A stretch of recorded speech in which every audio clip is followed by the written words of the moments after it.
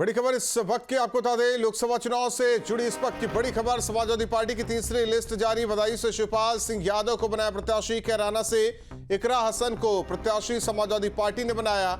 बरेली से प्रवीण सिंह एरन को प्रत्याशी बनाया।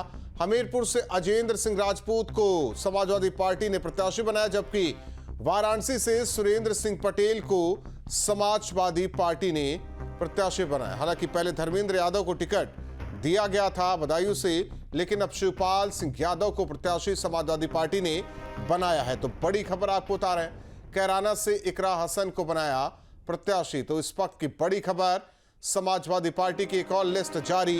ये तीसरी लिस्ट समाजवादी पार्टी की लोकसभा चुनाव से जुड़ी बड़ी खबर आपको बता रहे हैं। वहीं वाराणसी से सुरेंद्र सिंह पटेल, तो तीसरी लिस्ट जारी समाजवादी पार्टी की।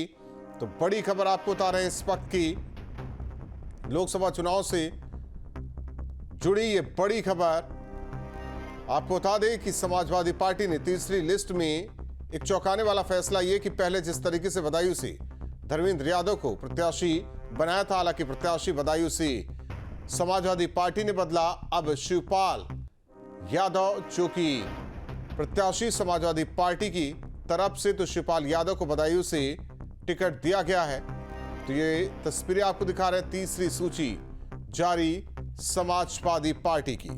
तो बड़ी खबर आपको बता रहे हैं इस वक्त की, किसे कहां से टिकट थमाया गया है ये आपको बता रहे हैं। पहले धर्मेंद्र यादव को टिकट दिया गया था, हालांकि पहले लिस्ट में धर्मेंद्र यादव का नाम था, लेकिन अब यहां प्रत्याशी जो कि समाजवादी पार्टी ने बदला है। तो बड़ी खबर आपको बता रहे हैं इस वक्त की, कैराना से इकरा हसन, बरेली से प्रवीण सिंह एरन को प्रत्याशी बनाया गया है।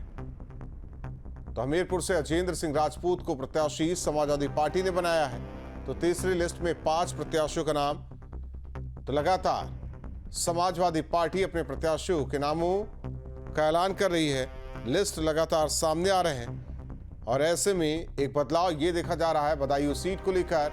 पहले धर्मेंद्र यादव, लेकिन तीसरी लिस्ट में यहां शिवपाल यादव का नाम।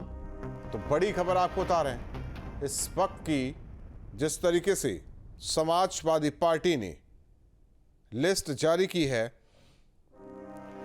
तो कैराना से इकरा हसन, बदायूं से शिवपाल यादव, बरेली से प्रवीण सिंह एरन और हमीरपुर से अजेंद्र सिंह राजपूत, वाराणसी से सुरेंद्र सिंह पटेल।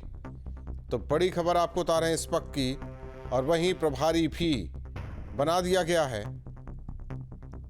तो सपा यानी कि समाजवादी पार्टी ने प्रत्याशी और प्रभारी की घोषणा की है लोकसभा चुनाव को देखते हुए। तो बड़ी खबर आपको बता रहे हैं इस वक्त की, जिस तरीके से ये तीसरी लिस्ट समाजवादी पार्टी की, जिसमें 5 नाम, 5 सीट कैराना, बदायूं, बरेली, हमीरपुर, वाराणसी। कैराना से इकरा हसन, बदायूं से शिवपाल सिंह यादव, बरेली से प्रवीण सिंह एरन, हमीरपुर से अजेंद्र सिंह राजपूत और वाराणसी से सुरेंद्र सिंह पटेल का नाम शामिल। तो बड़ी खबर आपको इस वक्त की बता रहे हैं, जिस तरीके से ये तीसरी लिस्ट समाजवादी पार्टी की तरफ से, हालांकि इससे पहले 2 और लिस्ट जारी की गई थी। पहले लिस्ट में धर्मेंद्र यादव का नाम था, लेकिन तीसरी लिस्ट में आते आते इस सीट पर प्रत्याशी को बदल दिया गया। शिवपाल यादव अब प्रत्याशी बदायूं से। तो बड़ी खबर आपको बता रहे हैं इस वक्त की, जिस तरीके से एक और लिस्ट समाजवादी पार्टी की तरफ से। तो बड़ी खबर आपको बता रहे हैं, जिस तरह से नामों का ऐलान, हालांकि संभल से शफीकुर रहमान बर्क, फिरोजाबाद से अक्षय यादव और एटा से देवेश शाक्य, बदायूं जो कि धर्मेंद्र यादव इससे पहले नाम उनका था, लेकिन अब यहां से शिवपाल चुनाव लड़ेंगे। खीरी से उत्कर्ष वर्मा, धरौरा से आनंद भदौरिया, उन्नाव से अनु टंडन, लखनऊ से रविदास मेहरोत्रा, फर्रुखाबाद से डॉक्टर नवल किशोर शाक्य, अकबरपुर से राजाराम पाल, बादा से शिवशंकर सिंह पटेल और फैजाबाद से अवधेश प्रसाद, अम्बेडकर नगर से लालजी वर्मा, बस्ती से राम प्रसाद चौधरी, गोरखपुर से काजल निषाद, मुजफ्फरनगर से हरेंद्र मलिक, औला से नीरज मौर्य, शाहजहांपुर से राजेश कश्यप, हरदोई से उषा वर्मा जो कि ये दूसरी लिस्ट में नाम, मिश्रिक से रामपाल राजवंशी, मोहनलालगंज से आर के चौधरी का नाम, प्रतापगढ़ से एसपी सिंह पटेल, बहराइच से रमेश गौतम, गोंडा से श्रेया वर्मा, गाजीपुर से अफजाल अंसारी, चंदौली से वीरेंद्र सिंह। अविनाश हमारे साथ जुड़े हुए सहयोगी। अविनाश, ये तीसरी लिस्ट हालांकि एक तब्दीली समाजवादी पार्टी की तरफ से, क्योंकि बदायूं जो कि इससे पहले भी यहां से धर्मेंद्र लड़ते रहे और हालांकि चुनाव में हारे भी। सवाल ये कि अब यहां से प्रत्याशी बदला गया और घर का ही शिवपाल यादव को बदायूं से कैंडिडेट समाजवादी पार्टी की तरफ से।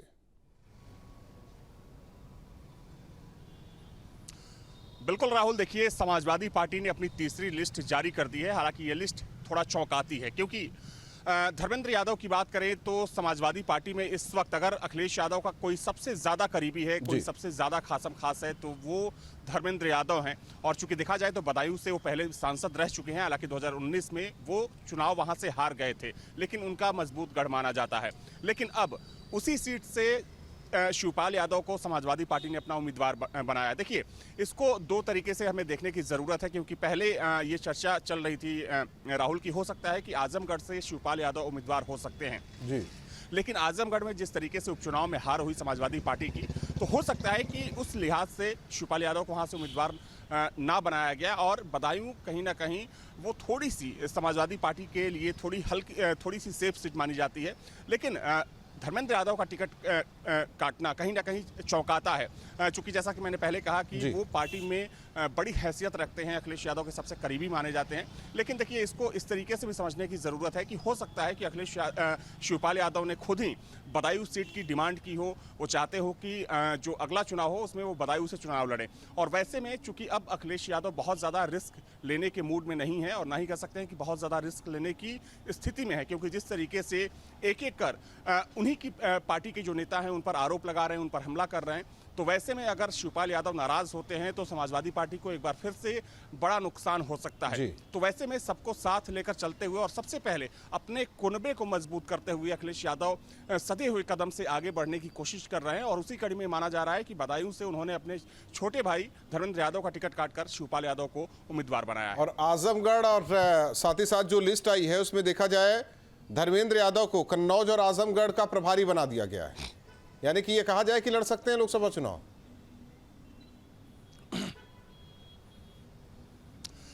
देखिए, जहां तक सवाल कन्नौज का है राहुल, तो कन्नौज सीट से इस बार अखिलेश यादव का चुनाव लड़ना काफी बिल्कुल तय माना जा रहा है। माना जा रहा है कि अखिलेश यादव ही इस बार खुद वहां से कन्नौज सीट से वो चुनाव लड़ेंगे, और चूंकि इससे पहले भी वहां से वो चुनाव लड़ चुके हैं। जहां तक सवाल आजमगढ़ का है, तो चूंकि आजमगढ़ सीट का भी प्रभारी बनाया गया धर्मेंद्र यादव को, और देखा जाए तो उपचुनाव में धर्मेंद्र यादव उस सीट से चुनाव लड़ चुके हैं। हालांकि उन्हें हार मिली थी, तब दिनेश लाल यादव निरहुआ ने वो सीट जीती थी। तो इस बात का संकेत हो सकता है कि जिस तरीके से बदायूं से उनका टिकट काटा गया, आजमगढ़ का प्रभारी बनाया गया, तो हो सकता है कि बदायूं की जगह समाजवादी पार्टी उन्हें एक बार फिर से आजमगढ़ से चुनावी मैदान में उतार सकती है। हालांकि ये जो फैसला है वो फैसला कितना सही होगा, कितना कारगर होगा, ये तो समय बताएगा। लेकिन हाँ, ये कह सकते हैं कि अब अखिलेश यादव थोड़े से बैकफुट पर नजर आ रहे हैं, खासतौर पर अपनी पार्टी के भीतर और अपने कुनबे के भीतर। और एक चीज क्या है कि पहली जब लिस्ट आई तो 16 नाम में बदायूं का भी नाम था, दूसरी लिस्ट आई 11, हालांकि अब ये तीसरी लिस्ट है 5 उम्मीदवार, जिसमें बदायूं भी अगर देखा जाए तो शामिल है। तो कुल मिलाकर कहे कि अगर टोटल हम जोड़े 27 और 4, क्योंकि बदायूं शामिल है और ये 31 सीट पर ऐलान कर चुकी है, लेकिन दूसरी ओर अभी गठबंधन का पेच भी फंसा हुआ है। तो जाहिर तौर पर क्या कहे कि आने वाले दिनों में, यानी कि पहले घोषित और भी उम्मीदवार होंगे समाजवादी पार्टी की तरफ से, चाहे कांग्रेस माने या ना माने।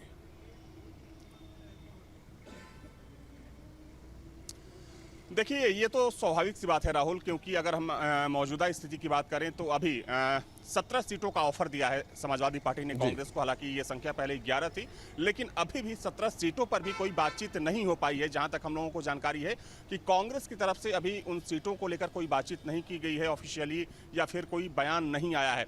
तो अभी गठबंधन की जो तस्वीर है वो साफ नहीं है। लेकिन हाँ, दूसरी तरफ एक बात बिल्कुल साफ है कि जिन सीटों पर समाजवादी पार्टी पहले से अपनी तैयारी कर रही थी या चुनाव लड़ना चाहती थी, उन सीटों पर वो उम्मीदवार घोषित करती जाएगी।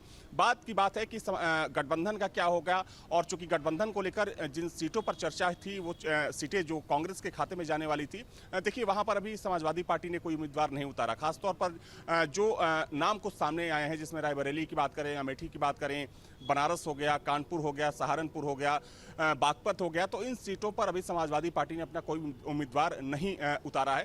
तो माना जा रहा है कि इन सीटों को अभी समाजवादी पार्टी एक तरफ रखकर वो उन सीटों पर प्रत्याशी उतारेगी जो सीटें समाजवादी पार्टी जिन सीटों पर खुद को सुरक्षित महसूस करती है, खुद को सेफ महसूस करती है। और उसी कड़ी में समाजवादी पार्टी अब फूंक कर या यूं कहे कि अखिलेश यादव काफ़ी कह सकते हैं कि सतर्क होकर कदम रख रहे हैं, क्योंकि जिस तरीके से शिवपाल यादव को उम्मीदवार बनाया गया है बदायूं से, ये तय माना जा रहा है कि आने वाले समय में जो समाजवादी पार्टी के अंदर की जो सियासत होगी वो थोड़ी सी बदली नजर आएगी। क्योंकि अभी तक अखिलेश यादव सपा के अंदर वन मैन आर्मी की भूमिका में थे, हालांकि अभी भी वो है, लेकिन थोड़ा कह सकते हैं कि हल्का सा वो बैकफुट पर इस वक्त दिख रहे हैं। ये कहना इसलिए भी लाजमी है राहुल, क्योंकि आपको याद होगा कि जब गठबंधन की शुरुआत हुई थी कांग्रेस और सपा की, तब समाजवादी पार्टी ने कहा था कि ज्यादा से ज्यादा 7 सीटें दी जाएंगी कांग्रेस पार्टी को, लेकिन वो संख्या बढ़कर 11 हुई, 11 से 17 हुई। यानी कि कहीं ना कहीं अब जिस तरीके से गठबंधन के एलआई एक कर गठबंधन का साथ छोड़ रहे हैं और जिस तरीके से जयंत चौधरी ने साथ छोड़ा, तो समाजवादी पार्टी को भी ये महसूस होने लगा। अविनाश, जो अंदर खाने खबर आ रही है 20 सीटों को लेकर ये पेच फंसा हुआ है, जिसमें 3 सीटों को लेकर कांग्रेस की तरफ से कहा जा रहा है कि ये 3 हमें और दे दीजिए। तो क्या यही मामला आकर अटकेगा या फिर थोड़ा बड़ा दिल दिखाएंगे अखिलेश यादव, क्योंकि लगातार प्रत्याशियों के नामों का ऐलान, 20 सीट छोड़ देंगे, कम से कम 60 तो उनके पास तो रहेगी लड़ाई लड़ने के लिए।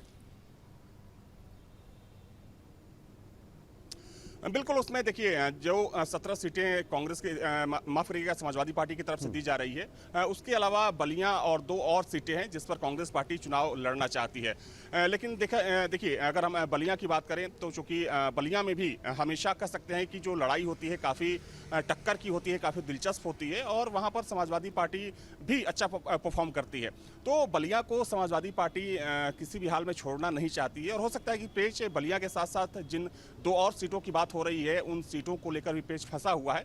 लेकिन जैसा कि हम लोगों ने पहले कहा, पहले चर्चा हुई कि अब अखिलेश यादव की जो स्थिति है पहले वाली स्थिति नहीं है कि वो खुलकर बैटिंग करते थे, खुलकर सियासत करते थे। अब जो परिस्थितियां बदली हैं, जो उत्तर प्रदेश की यानी कि डिफेंसिव मोड में आ गए हैं अखिलेश यादव। लोकसभा के चुनावी पिच पर खेलने के लिए बहुत बहुत धन्यवाद आपका।